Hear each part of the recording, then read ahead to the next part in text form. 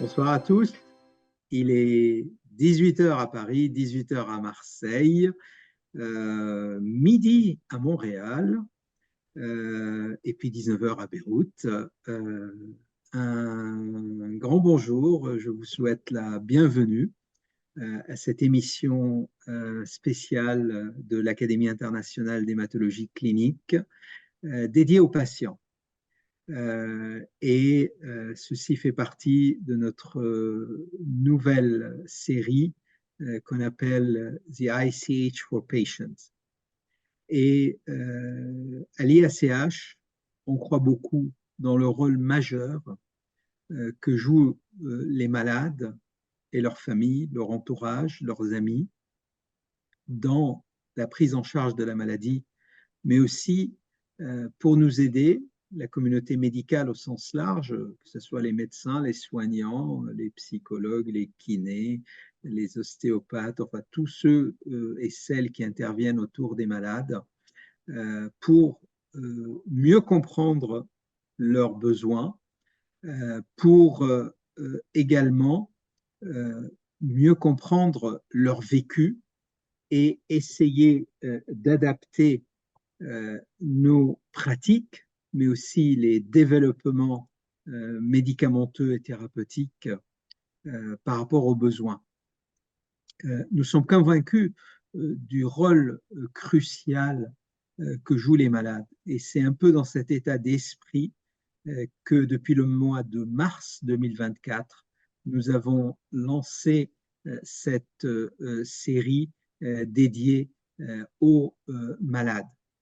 Et nous avons la chance aujourd'hui d'accueillir avec nous Madame Marie Maurice, qui a été greffée il y a plus de 40 ans à l'Institut Paoli-Calmette à Marseille et qui, depuis de nombreuses années, a accepté de partager son expérience de cette greffe après tant d'années, son vécu, les difficultés, mais aussi les choses que finalement la greffe lui a apprises, sa vie aujourd'hui, sa vision, je dirais, du monde. Et puis, comme elle le dit bien, on a la vie devant soi, en gros, il y a la vie après la greffe. Et avant de donner la parole à Madame Maurice, je voudrais souhaiter la bienvenue au professeur Didier Blaise,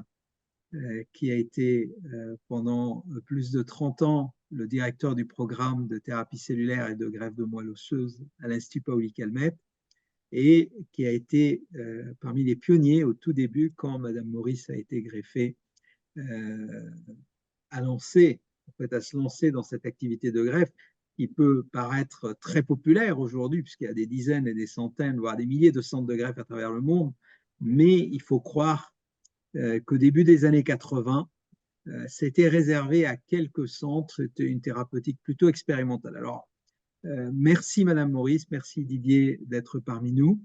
Et la première question, alors je ne vais peut-être pas être galant, je vais peut-être l'adresser au professeur Blaise pour lui demander en fait de rappeler à notre auditoire, notamment les collègues les plus jeunes, quel était l'état médical, la situation médicale de la greffe dans les années 80, parce que je pense que ça n'avait rien à voir avec ce que l'on connaît aujourd'hui de l'allogreffe.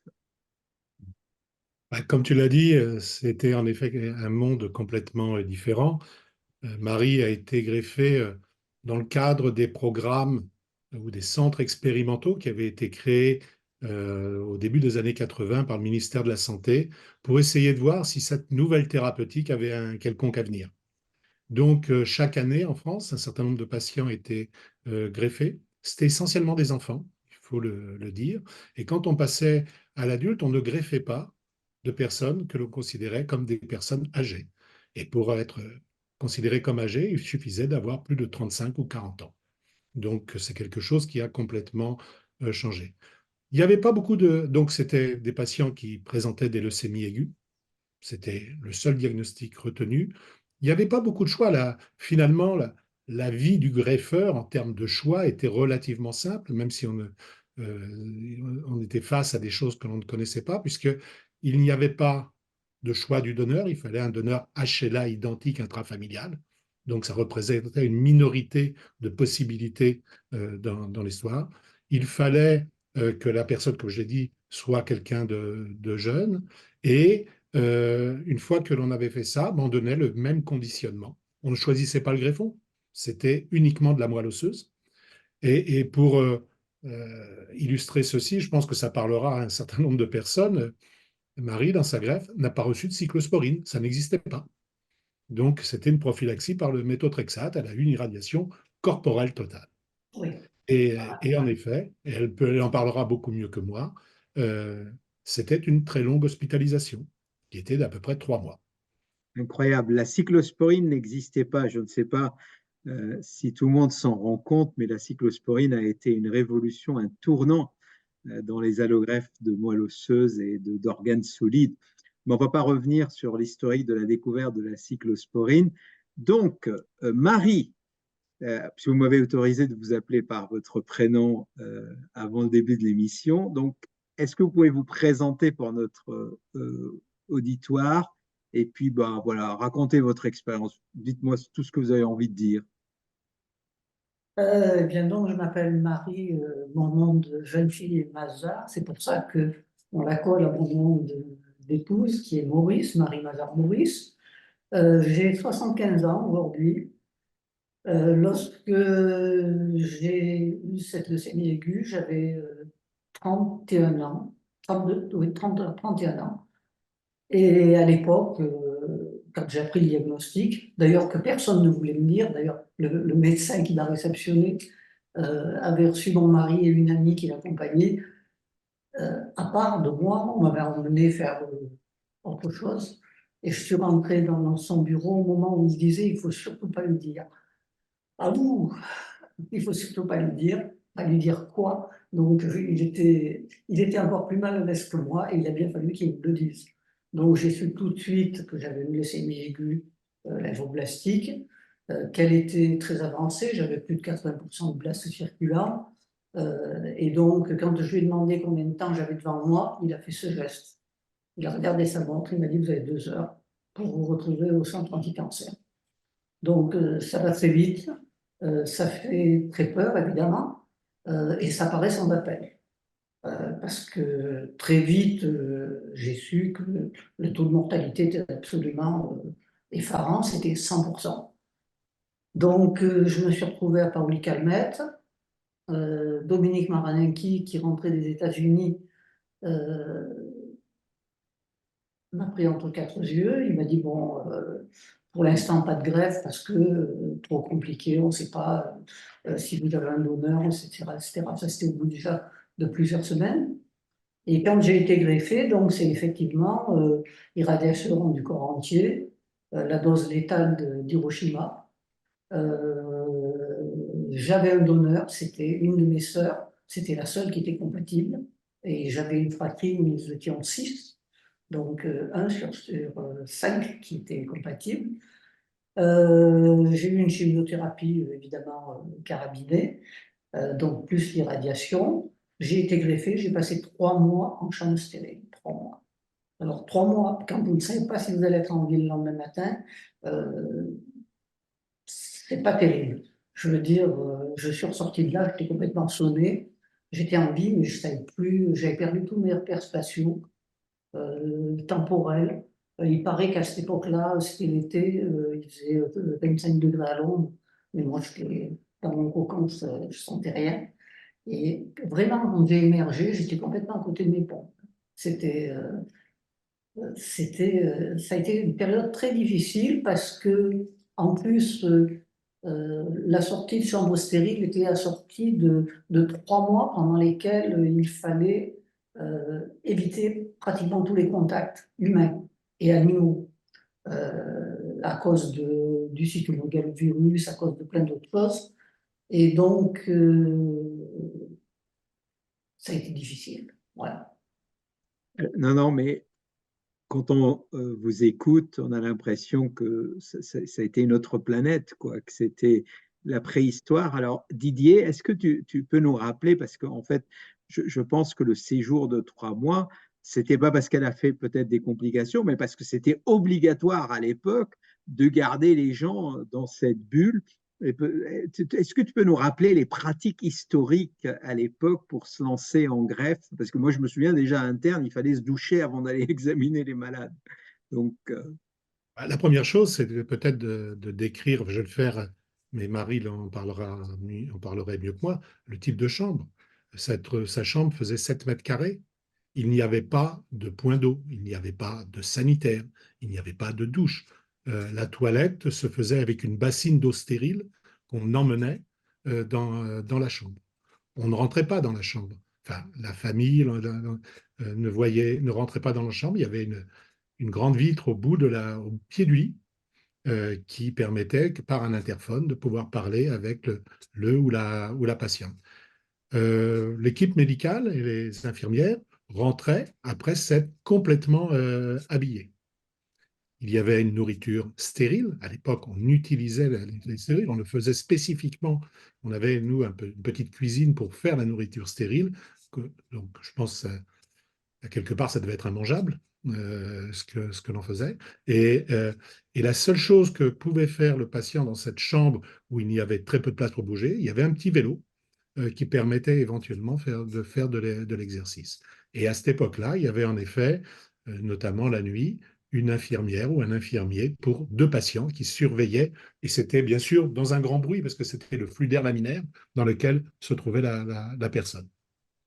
Donc, c'était 3 mois là-dedans, on peut perdre les notions spatio-temporelles que Marie décrivait, parce que vraiment, c'était un vrai isolement. on peut dire que c'est quasiment une cellule de prison. En fait, même en cellule de prison, on a le droit d'aller se promener, a priori. Là, c'était non seulement c'est l'enfermement, la nourriture, n'en parlons pas, et puis bien évidemment tous les risques de la greffe qu'on ne maîtrisait pas, parce qu'elle a mentionné le cytomégalovirus, et je crois à l'époque on n'avait pas encore la thérapie préemptive par le ganciclovir, et le CMV tuait beaucoup de gens. Mais alors, Marie, comment vous avez pu retrouver vos repères? Qui vous a aidé à la sortie? Parce que j'imagine 3 mois à perdre la notion du temps, de l'espace, à être faire ses besoins dans une bassine, et on ne peut pas dire que vous avez oublié, vous aviez 31 ans, à la rigueur, bon, un bébé ou un enfant de 1 an, 2 ans, on oublie ce genre de choses à l'âge adulte. Là, comment vous avez fait? Ben, d'abord, un petit compliment par rapport à ce que disait Didier. J'ai eu des GVH très, très rapides, et notamment gastriques. Donc, je suis restée sous alimentation parentérale pendant un temps indéterminé. Je ne me souviens pas. Je me souviens par contre très bien de la première chose que j'ai mangée, c'était un petit pot blédina. Et je crois que j'avais jamais mangé de truc aussi bon de ma vie. Euh, donc, si vous voulez, c'était, euh, c'était extrêmement compliqué. Déjà, en chambre stérile, j'ai essayé de ne pas perdre le contact. J'ai fini par le perdre, mais j'ai fait beaucoup de vélo. Je suis allée de Marseille à Moscou en vélo. Donc, j'ai fait C'était ça combien de temps après votre greffe, ça, ce périple en pendant vélo? la greffe, pendant la greffe, dans la chambre La stérile. chambre. Ah oui, oui, oui, Dans la pardon. chambre J'ai stérile. j'ai- j'ai eu peur. Je n'avais pas cette notion dans votre parcours que vous avez fait le Non, le petit Marseille-Moscou. vélo dont parle le professeur Blaise, j'ai fait le enfin, je suis allé de Marseille à Moscou. J'avais emmené aussi mon appareil photo où les pellicules ont résisté à la stérilisation, aussi bizarre que ça puisse paraître. Donc j'ai fait des photos de moi, du personnel à l'intérieur. Si vous voulez, j'ai essayé de ne pas perdre le fil en plein. Et une fois que je me suis retrouvée dehors, donc, euh, bon, il faut bien voir que ça a été long, ça a été progressif, la récupération. Ça s'est fait par petits bouts, ça a demandé au moins un an pour que je recommence à avoir une appréhension du monde extérieur qui soit normale. J'avais la chance d'avoir un psychiatre qui s'appelait Bernard Poggen, qui était attaché à l'Institut Pauli Calmette et qui m'a donné quelques bons coups de main. Mais globalement, j'ai été très bien entourée. Mon mari, mes amis, quand j'ai pu les revoir, et d'ailleurs, il m'avait accompagné pendant tout le temps de la chambre stérile, et avant aussi. Mais dans les deux choses qui m'ont certainement le plus aidé, il y a un truc qui est difficilement explicable. Euh, Disons que quand vous êtes en chambre stérile, que vous faites vos besoins effectivement dans une cuvette pendant 3 mois, vous êtes chosifié. Vous n'êtes plus une personne, vous perdez toute initiative. Donc, ce qu'il me fallait, c'était reprendre l'initiative. Et je l'ai reprise d'une manière extrêmement curieuse. Je me suis inscrite dans un aéroclub qui était près de chez moi et j'ai appris à piloter un avion. Donc, Et vous leur avez dit votre maladie et le traitement que j'ai vous avez rien dit du suivi? tout. J'avais une tête à coucher dehors, évidemment, hein, parce que j'étais sous cortisone, 37 aussi. Mais j'ai quand même passé l'examen médical avec un médecin qui n'a rien vu, enfin, ou du moins qui n'a rien voulu voir. Et donc, le jour où j'ai été lâché, c'est-à-dire le jour où le moniteur vous dit, bon, maintenant, on pose l'avion, là, on est deux, moi je descends et vous partez. Alors là ça Incroyable. c'est génial parce que là, vous reprenez l'initiative. Parce que là, vous allez mettre votre jeu en vie, parce que sincèrement, je n'étais pas un très bon pilote. Hein. J'étais vraiment débutant. J'ai décollé, je me suis retrouvée en l'air, et là, je me suis dit, ma chère, maintenant, c'est plus les autres qui pilotent à ta place, c'est toi. Cet avion, il faut que tu le ramènes. Ça paraissait pas très compliqué, c'était un circuit, il fallait faire 2 fois le tour de la piste, et le reposer. Et quand j'ai posé cet avion, c'est fini. Psychologiquement parlant, j'avais repris les commandes. Ça a Vous été... avez repris les commandes, vous n'aviez pas le droit à l'erreur quand même. Non, ben voilà, mais c'est ça qui est intéressant. C'est ça qui est intéressant, c'est que il faut vraiment faire une rupture. Il faut vraiment faire une rupture entre la chose que vous avez été pendant 3 mois et même pendant les mois qui ont suivi et ce que vous voulez être. Maintenant, il faut repartir. Didier dirait restart, restart. Donc, il faut redémarrer, mais il faut redémarrer sur d'autres bases. Et Baranaki, donc, qui m'avait greffé, il était fou furieux. Il disait, mais Alors, on parle du professeur Dominique Maranenki, bien voilà, sûr, Dominique qui est à la retraite Baranaki, actuellement, qui a avec monté qui le... j'ai gardé d'excellentes relations. C'est pour ça que je ne devrais pas, mais j'ai dit Dominique. Alors, on Il était salue le fou professeur furieux. Maranenki s'il nous regarde, parce qu'après, l'enregistrement est disponible en accès libre. Mais c'est lui, effectivement, qui a lancé le programme de greffe à Marseille dans les années 80, parmi les tout premiers programmes de greffe en France. Oui, parce qu'à l'époque, on greffait seulement à Saint-Louis, je crois.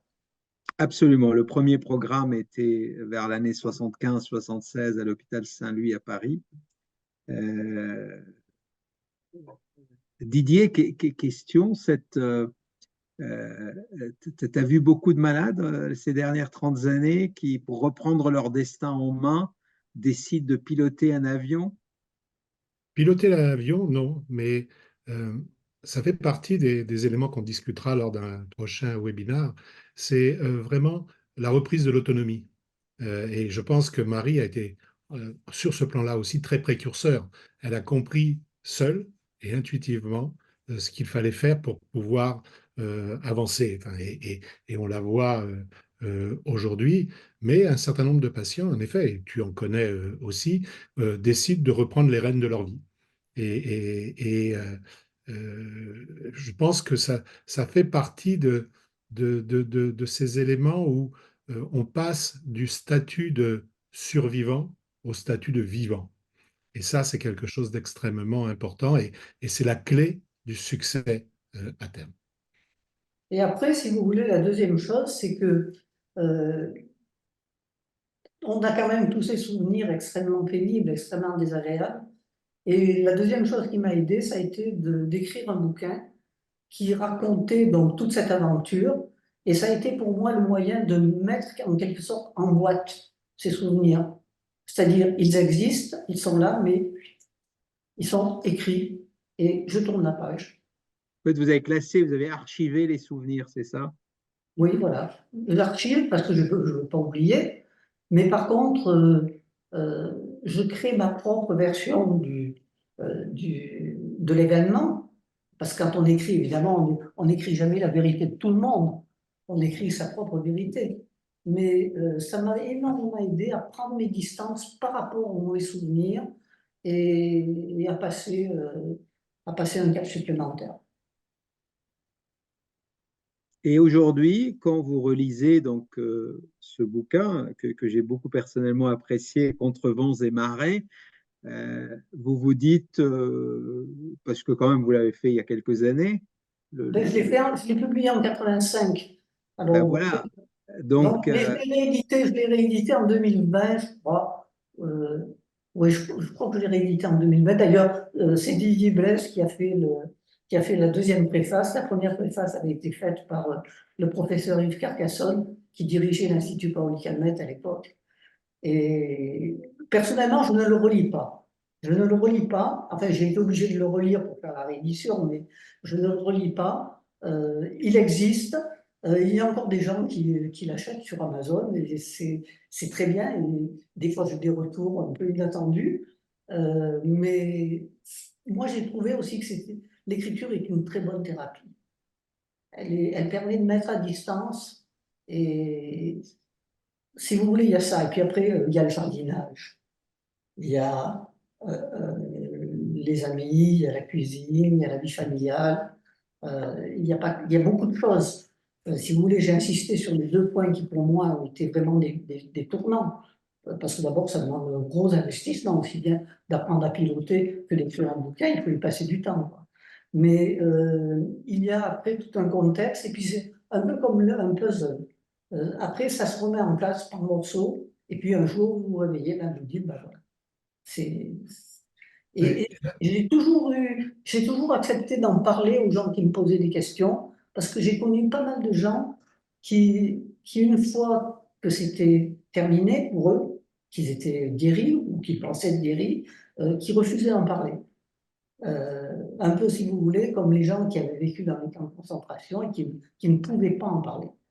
Euh, Personnellement, le fait d'avoir pris ces initiatives m'a permis de regarder les choses directement et, disons, de ne pas en avoir peur.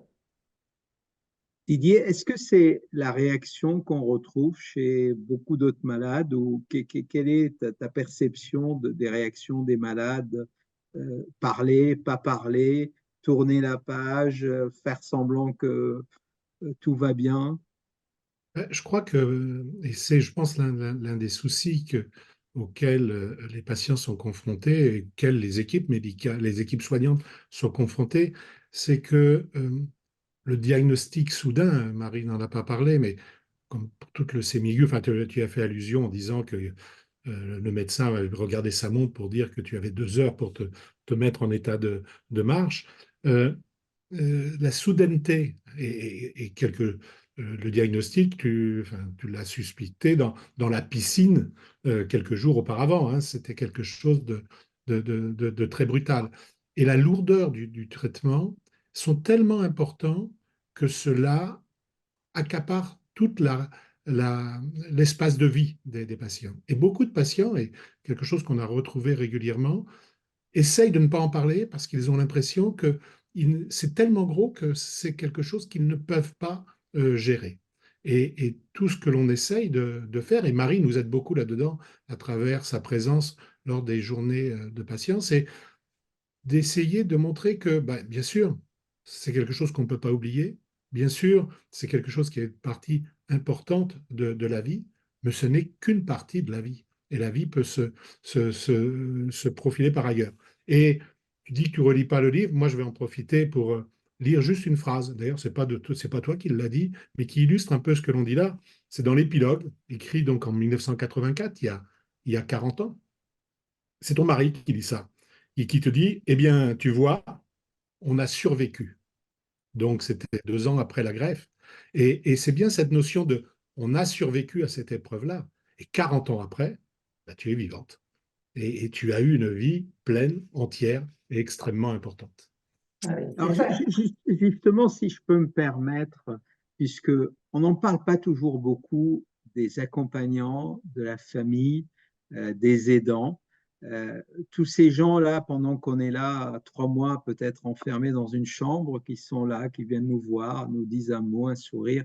Quelle a été la place de l'entourage, de la famille, votre mari, a priori, on vient d'en parler, dans ce processus, je dirais, de retrouver la vie normale et de vous permettre peut-être de résister euh, à aux travaux forcés auxquels on vous a soumis involontairement. Ouais. Disons que à partir de l'annonce de ma maladie, mes amis ont été extrêmement importants, ma famille a été extrêmement importante. J'ai eu un accompagnement familial et amical vraiment exceptionnel. Après, pendant le séjour en chambre stérile, c'est différent. Vous ne pouvez toucher personne, vous ne pouvez voir directement personne, vous parlez avec un interphone. C'était, si vous voulez, c'était vraiment très difficile. Est-ce que vous pourriez me répéter votre question, la fin de votre question? Ben, en fait, quelle a été leur place et comment ils ont pu Ça a été vous aider? fondamental. Ça a été absolument fondamental, d'autant que j'avais un traitement de corticoïdes qui me mettait d'une humeur pas facile. J'ai même été assez violente, notamment avec ma famille proche. Euh, si vous voulez, j'étais très agressive. Et Euh, votre sœur, qui était votre donneuse, alors, ma soeur, qui était mon donneur, était enfin, nous étions six dans la famille, six enfants dans la famille. Il y en avait une seule qui était compatible. Et donc, euh, si vous voulez, pour elle, je pense que ça n'a pas été facile parce il n'y avait rien, strictement rien de prévu pour les donneurs. Et le donneur est très important avant la greffe parce que si elle ne donne pas la personne, moi, je meurs. Mais après la greffe, toute l'attention se détourne du donneur et se porte sur le greffé. Et je pense que pour elle, ça n'a pas dû être facile. justement, question Didier, aujourd'hui, je pense qu'on a quand même pas mal évolué dans la prise en charge des donneurs, mais je crois encore il y a du travail à faire parce qu'effectivement, par définition, le donneur, il n'est pas malade, il fait un don volontaire, altruiste, et puis effectivement, parfois, bah, le donneur, il est assis dans un coin de la chambre maintenant, parce que les malades ont le droit à de la visite. Et quels sont les efforts faits par la communauté pour essayer un peu de prendre en charge? Parce que j'imagine, bon, là, dans le cas de Marie, c'est plutôt gratifiant parce que, bon, elle est guérie, mais parfois, ça se passe pas toujours très bien. Et le donneur qui a donné et puis ça n'a pas marché, j'ose pas imaginer la culpabilité et le sentiment, enfin, le ou les différents sentiments qui peuvent surgir dans ce genre de circonstances. Là, en effet, c'est très compliqué. Et Marie l'a dit d'une certaine façon. Enfin, on parle, et puis là, c'est ce que l'on fait. On parle du donneur. Moi, j'ai une anecdote qui est assez illustrative. C'est quand les lois de bioéthique ont changé la façon de faire et que l'on a été obligé d'emmener le donneur au tribunal de grande instance pour donner son approbation. Et à cette époque-là, je trouvais que l'on embêtait tellement le donneur que c'était une contrainte supplémentaire que l'on imposait. Et donc, j'avais commencé à prendre contact avec François Mattei, qui était le député en charge de cette loi. Et on a fait une étude avec des psychologues de l'unité de recherche où on a interviewé des donneurs dans les suites du don. Et à ma grande surprise, l'élément qu'ils aimaient beaucoup, c'est d'aller au tribunal de grande instance. Et la raison pour ceci, ils disent c'est le seul endroit où on ne parle pas de nous en tant que donneur, mais on est monsieur un tel ou madame un tel. Et je pense que ça, c'est une part du problème et de la solution aussi. Parce que à partir du moment où on ne résume pas la place, enfin le donneur au statut de donneur et qu'on lui donne une part entière, c'est beaucoup plus facile à vivre de cette Hein. façon. Oui, je pense que le donneur, à mon époque, était très marginalisé. C'est-à-dire, il était capital tant qu'il n'y a pas eu le prélèvement. Mais à partir du moment où il y a eu le prélèvement et le transfert de moelle, le donneur, on n'en parlait plus.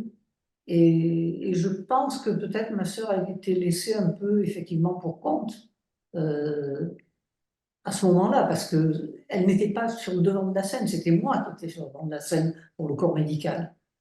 Et il faut penser aussi que ça, c'est le versant avec le patient, mais c'est aussi le versant avec, enfin, il y a aussi un versant avec la famille, parce que le donneur est chargé d'énormément d'espoir pour sauver l'une des personnes de la famille. Et donc, en effet, si ça marche, c'est bien, mais on va tout de suite l'oublier, parce que ce qui est important, c'est la vie de la personne qui était malade. Et si ça marche pas, alors bien sûr, personne ne va reprocher ça au donneur, mais ça fait partie quand même des choses un petit peu complexes. Et d'où l'importance que je pense font maintenant les équipes dans tous les programmes, du moins en France, c'est l'accompagnement par des psychologues des donneurs, parce que et par l'équipe, ça fait partie de ces éléments qu'il faut vocaliser et qu'il faut expliquer quelle est la grande place, mais aussi la place, je dirais la petite place du donneur dans ce cadre-là, pour qu'il ait une vie correcte. Marie, quelle a été votre relation avec votre sœur qui a donné sa moelle depuis? Alors écoutez, ça a été une relation assez complexe parce que Vous avez le droit de ne pas répondre. euh, je vais y répondre, mais sans donner trop de détails. Euh, Ma sœur était en fait psychologiquement très instable et je ne le savais pas. Mes parents savaient, mais ils ne l'avaient pas dit. Et je pense qu'elle a, si vous voulez, elle a peut-être été mal accompagnée parce qu'il n'y avait pas d'accompagnement prévu. Et moi-même, je ne l'ai pas su, si vous voulez, sur le moment. Je ne l'ai su qu'après, bien après. Elle est décédée aujourd'hui. Elle est morte avant moi. Ça aussi, ça fait un drôle d'effet, vous savez, d'avoir son donneur qui meurt avant vous, c'est très particulier. Mais ma sœur En tout cas, était, symboliquement, ces cellules souches survivent en vous. voilà, c'est ça. C'est-à-dire que la seule chose qui survit d'elle pour l'instant, c'est moi. Elle a pas Incroyable. d'enfant. C'est assez particulier, hein. C'est assez Et, et- particulier. et c'est très intéressant, parce que là, je me permets d'intervenir là, mais lors de la dernière journée patient, Marie a mentionné ça aux autres patients. Et il y a eu un grand moment de silence après. Et j'ai eu pas mal de patients qui sont venus me voir après. Pour eux, ce que Marie a dit là, c'était la preuve que la guérison pouvait être totale. Le fait que le patient ait survécu au donneur. Enfin, moi, je n'avais pas compris initialement l'importance que ça pouvait revêtir, mais symboliquement, pour eux, ça a été, pour un certain nombre d'entre eux, ça a été quelque chose de très important. Oui, c'est curieux. Bon, moi, j'ai un peu du mal à en parler parce que ma sœur est morte aujourd'hui et moi, je suis en vie. Donc, c'est quand même une situation assez paradoxale. En plus, elle a eu une vie, elle a- en fait, elle a explosé en vol. Mais ce n'était pas à cause de moi. Elle avait une maladie mentale que mes parents connaissaient, mais que moi, je ne connaissais pas, que l'entourage ne connaissait pas. Et donc, si vous voulez, elle a eu une vie difficile. Euh, mais bon, c'est comme ça, hein, c'est la vie, hein. Et il faut penser qu'à cette époque-là, tous les patients, tous les donneurs avaient un prélèvement de moelle osseuse. On en fait encore des prélèvements de moelle osseuse, mais c'est très rare finalement. Et à cette époque-là, c'était une vraie intervention et une Et on vraie. prélevait la moelle dans les os iliaques, il y avait une anesthésie générale, et il n'y avait pratiquement pas d'accompagnement pour les donneurs. Donc, je pense que c'était sur une personne déjà instable, ce que j'ignorais, mais sur une personne instable, ça peut être très, très traumatisant, très déstabilisant. Et je pense qu'elle a fait un transfert de personnalité après. Enfin, c'est très compliqué. Mais Alors, parlons du retour à la vie. Donc, vous êtes sorti, vous avez repris vos repères, vous avez pris votre destin en main, vous avez fait atterrir l'avion et vous avez remarqué que, donc, vous dites, la vie est redevenue normale, vous avez décidé de reprendre votre boulot, le travail. Racontez-nous un peu ce que vous appelez la vie normale, parce que j'imagine que la normalité n'est pas la même pour tout le monde. Alors, on aimerait bien entendre ce que c'est la normalité post-greffe pour un malade dans les années 80. ben, disons que, si vous voulez, il y a quand même une rupture entre avant et après. Avant, je ne me posais pas de questions. Là, quand vous passez plus d'une année sans savoir si vous serez en vie ou en main, je veux dire, c'est déstabilisant. Donc, il y a eu un avant et un après. Mais j'ai été très bien entourée par ma famille. J'ai été très bien entourée par mes amis. Euh, Comment dire, j'ai repris mon activité donc professionnelle et je ne sais pas, est-ce que vous pouvez me poser demander plus de détails? Par exemple, retour au travail, vous avez repris votre activité professionnelle, je crois que vous êtes enseignante, enfin vous étiez Oui, enseignante. j'étais professeur d'histoire. Voilà. Quelle a été la réaction, par exemple, de vos collègues au lycée? Ils n'étaient pas au courant. Ils n'étaient pas au courant. Non, la plupart, si vous voulez, la plupart n'étaient pas au courant. Et je n'en parlais pas, je n'avais aucune raison particulière d'en parler. Parce Donc, que souvent, pourquoi je pose cette question-là? Parce qu'en général, quand l'entourage est au courant, ou on a eu le cas de quelques malades au niveau professionnel, parfois il y a un sentiment soit de rejet en disant oh là là, soit un sentiment de peur, soit parfois un sentiment de pitié quasiment en disant bah, attention, on va faire attention. Vous avez repris, vous n'avez rien dit, j'étais absente quelque temps. voilà, j'ai pris, si vous voulez, j'étais fonctionnaire, donc euh, la leucémie aiguë ouvrait droit à ce qu'on appelait un congé de longue durée de 3 ans. Bon, en général, les gens qui avaient une leucémie aiguë, ils s'en servaient pas, hein, ils n'avaient pas le temps. Moi, j'ai eu ce congé de longue durée. J'ai repris le travail au bout d'à peu près 1 an et demi, d'abord à mi-temps. Et puis le mi-temps, il était à durée limitée, 6 mois. Et il a fallu que je m'arrête parce que je n'étais pas en état physique de pouvoir reprendre à plein temps. Et mes élèves ont fait quelque chose d'extraordinaire. Ils ont appelé PPDA, Patrick Poivre d'Arvor, qui faisait une émission de télé à l'époque. Ils ont fait venir la télé pour dire on refuse que Madame Maurice n'ait pas de prolongation de son mi-temps thérapeutique. Ça a été quelque chose d'assez fabuleux de voir ces gamins qui se démenaient et qui appelaient la télé et qui disaient on veut qu'elle revienne, etc. Ils ont rendu la bien possible à mes remplaçants. Donc c'était assez folklorique. Hein. C'était assez folklorique. Moi, j'ai toujours essayé de garder, si vous voulez, un peu de distance par rapport au drame. Pas en rajouter, il y en avait assez, c'était suffisant. Et donc, voilà.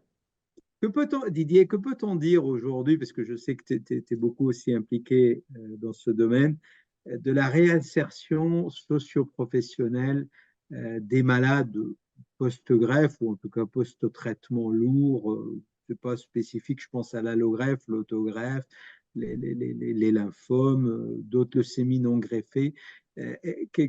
Comment est-ce que tu penses qu'on a évolué actuellement? Qu'est-ce qui manque à faire? Qu'est-ce qui reste à faire?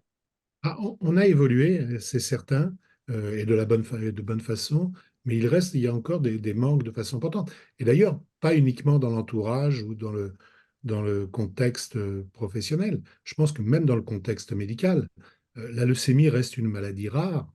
euh, et malheureusement, j'ai eu il y a quelques années cette situation où une patiente qu'on avait greffée 20 ans auparavant, qui était donc guérie, qui allait très bien, est allée voir un médecin parce qu'elle avait un petit problème d'hypertension.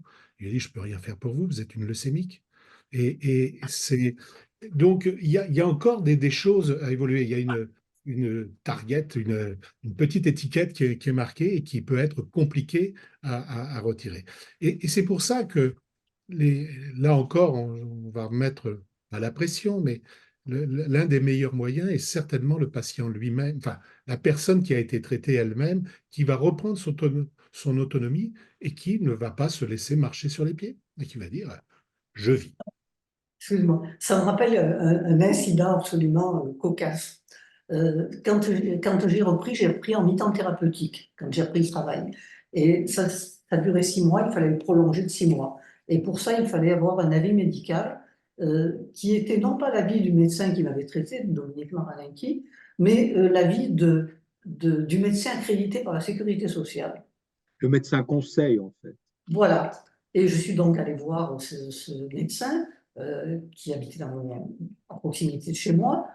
Et donc, je lui ai dit, voilà, j'ai besoin d'une prolongation de mon mi-temps thérapeutique parce que j'ai eu une leucémie. Et alors là, ça a été grand guignolesque. Il m'a dit, ah oui, et à quel endroit vous avez été greffé? Ah, j'ai dit, attends, à Paoli-Calmette. Il me dit, non, c'est pas ce que je veux dire. Où? Où dans un hôpital spécialisé. Il savait pas, il n'était pas au courant. Il n'était pas au courant. Donc, je veux dire, c'était complètement délirant. Bon, on ne peut pas lui en vouloir, c'était quand même une thérapeutique très confidentielle à l'époque. Et d'ailleurs, peu de gens y croyaient, hein. On doit quand même les succès de la greffe à la persévérance, à l'entêtement de quelques personnes. J'ai eu la chance de rencontrer Donald Thomas, qui était venu à Paoli-Calmette, le professeur Donald Thomas, et je lui disais, mais c'est extraordinaire, parce que Don Thomas, prix Nobel de médecine, justement, voilà. pour le Ouais, développement il a été en prix Nobel de médecine. 1990, Ouais, ouais, et il est décédé à plus de 90 ans en ouais, 2012, mais ouais. c'est un peu le père de l'allogreffe. Oui, voilà, tout à fait. Et donc, on avait discuté et je lui avais raconté qu'effectivement, quand le médecin dont je parle, là, le médecin conseil de la Sécu, m'avait demandé et à quel endroit avez-vous été greffé? J'ai dit à quel endroit? Il cherchait à quel endroit? À quel endroit? J'ai dit on a été greffé à Polycalmette. Ah bon? Il- Je veux dire, les greffes étaient pratiquement inconnues. Personne n'était au courant. Alors aujourd'hui, avec du recul, tous ces traitements, la greffe, 40 ans après, voire plus, euh, qu'est-ce que ça a changé dans votre vie? Tout à l'heure, vous avez évoqué, fait une remarque sur le jardinage, des petits détails comme ça de la vie. Qu'est-ce que ça a changé dans votre vie? Vous m'avez l'air d'avoir un recul quand même assez incroyable, une sorte de sagesse qu'on vous envie presque. Ben, disons que, bon, jusqu'à cette maladie, euh, j'avais vécu comme tout le monde, je ne me posais pas vraiment de questions. Enfin, si, j'étais même un peu dépressive, j'étais pas très obligatoirement toujours bien dans ma peau. Ben, ce que ça a changé, c'est que d'un coup, j'ai compris à quel point la vie avait quelque chose de miraculeux et ma survie avait quelque chose de miraculeux. Donc, j'ai beaucoup plus apprécié euh, tous les éléments, c'est-à-dire aussi bien les amis, aussi bien, d'ailleurs j'ai été remarquablement bien entouré, Dieu merci, parce qu'il y a des tas de gens qui sont fort mal entourés, parce il y a des personnes qui considèrent que avoir un cancer, ça peut être contagieux, vous voyez, il faut faire attention, hein. Donc moi j'ai été très bien accompagnée et le retour à la vie, si vous voulez, ça a été euh, quelque chose de vraiment miraculeux. J'apprécie tous les instants, je pense que j'ai une sensibilité beaucoup plus grande à des choses insignifiantes. Par exemple, euh, quand j'ai, quand j'y pense, je me dis que j'ai vécu plus longtemps après ma greffe qu'avant ma greffe. Aujourd'hui, c'est quelque chose de surréaliste. Ça paraît surréaliste. Et je ne sais pas trop comment expliquer ça, mais ça permet en plus, si vous voulez, de comprendre comment l'évolution de la science à notre époque est quelque chose de phénoménal. Parce qu'un jour, j'ai discuté justement avec Dominique Paranenki, et il m'a dit, mais à cette époque-là, on ne savait pas ce qu'on faisait. On ne savait pas ce qu'on faisait. On ne savait pas qu'on greffait un système immunitaire. On ne savait pas comment ça marchait. En tout cas, on savait, on faisait en fonction de ce qu'on savait à l'époque. Et par rapport à voilà, aujourd'hui, c'est peut-être pas beaucoup. voilà, par rapport à aujourd'hui, je pense que on ne savait pas grand-chose, ça tâtonnait. Et puis, il faut bien voir que quand même le taux de mortalité était extrêmement élevé, hein. Donc, c'était une aventure, hein. C'était une aventure. Ce Donc, que voilà. Marie et toi abordez là, c'est à la fois pour les médecins, mais pour les patients, je repense à ça, c'est la gestion de l'incertitude. Et les médecins avancent, essayent de prodiguer quelque chose, mais les patients aussi, et je pense que c'est l'une des difficultés dans le cadre de la grève, c'est de ne pas savoir ce qui va se passer. Là, on est 43 ans ou 42 ans après la J'ai réalisation de cette vécu plus grève. longtemps après qu'avant. C'est quelque chose. Et d'ailleurs, le fait que tu dises ça montre combien sont exemplaires les mots des patients qui traduisent en quelques mots quelque chose que nous, on est incapable de véritablement exprimer.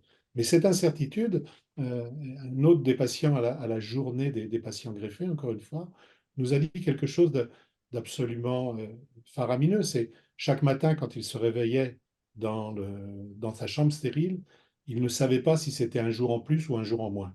Exactement. On perd la notion du temps. Et ça, c'est Ça quelque m'a chose rappelé, d'extrêmement fort. quand j'étais jeune, il y avait un spéléologue qui s'appelait Michel Siffre et qui Mhm. avait fait une expérience d'immersion souterraine pendant je ne sais plus combien de jours. Et il disait qu'on perd complètement la notion du temps. Moi, j'avais perdu complètement la notion du temps. Et il a fallu pas mal de mouvements pour que je la récupère. On arrive un peu à la fin de ce témoignage et je suis vraiment ému d'écouter tout ça. Euh, Qu'est-ce que vous avez envie de dire aux malades aujourd'hui, qu'ils soient greffés ou pas, parce que l'expérience de la maladie potentiellement mortelle et puis des succès thérapeutiques, qu'ils soient anciens, moins anciens, modernes, finalement, ça nous ramène tout ça. On est des hommes et des femmes, à notre humanité. Qu'est-ce que vous avez envie de leur dire? Moi, j'ai envie de leur dire que tout est possible. Tout est possible. Et dans mon cas, ça paraissait impensable. J'ai été condamné. Je me souviens avoir demandé au professeur de Jean Gastaut, que Didier Blaise a certainement connu, quelles étaient mes chances de survie quand je suis arrivé dans le service d'hématologie de l'IPC. Et je l'ai mis terriblement mal à l'aise. Et après avoir tourné, viré, il m'a dit peut-être 1%, pour pas me dire zéro. Donc, si vous voulez, je pense que, je pense que le message important, c'est de dire à tous ces gens, même si ça paraît perdu d'avance, on ne sait jamais. On ne sait jamais. On ne sait jamais. Et Dieu merci, Dominique Maranenki a foncé à une époque. Nous avons le même âge, lui et moi. Et à l'époque, ben, lui jouait sa carrière et moi je jouais ma peau. D'une certaine façon, bien qu'on n'ait jamais formulé exactement comme ça, ben, on s'est bien entendu. On s'est bien entendu, il faut faire confiance aux gens qui nous soignent. Il faut être prêt à quand même supporter des choses qui sont terribles, très difficiles. Et puis, un jour, vous retrouvez dans la vraie vie, et là, il y a quelque chose, moi, qui me heurte souvent, c'est que un grand nombre de mes amis sont morts. Un grand nombre des médecins qui m'ont soigné sont morts. Et je trouve toujours assez désorientant que moi, je sois en vie. Mon psychiatre est mort, mon médecin traitant qui a fait le diagnostic est mort. Nombre de mes amis sont morts aussi, parmi ceux qui m'ont accompagné. Et quelquefois, on a l'impression d'être je sais pas, c'est étrange. C'est une sensation étrange, parce que j'étais condamnée à mort, c'était question de jours. Et c'était il y a des décennies. Donc je crois que les messages, c'est, même quand ça paraît perdu d'avance, il faut quand même essayer. Bah, écoutez, c'est un beau message. D'ailleurs, quand je vous ai demandé de choisir un titre à cette émission, c'est vous qui m'avez dit, on va l'appeler Oui, on a la vie devant soi, pour paraphraser un écrivain célèbre, Romain Gary. Je crois que vous l'avez bien résumé. Merci pour ce très, très, très beau témoignage, très émouvant. Merci à vous de m'avoir invité, parce que je crois qu'effectivement, ça peut donner de l'espoir à pas mal de monde. Absolument. Je suis sûr que ce témoignage sera regardé, écouté, vu. Et encore une fois, comme je l'ai dit dans mon introduction, on croit beaucoup dans la parole des malades. Et votre message d'espoir, il est incroyable. Et je crois que c'est une très, très belle conclusion. Merci à vous Merci deux. à vous tous. Sans vous, je ne serais pas là. Merci. Au revoir. Merci et à bientôt.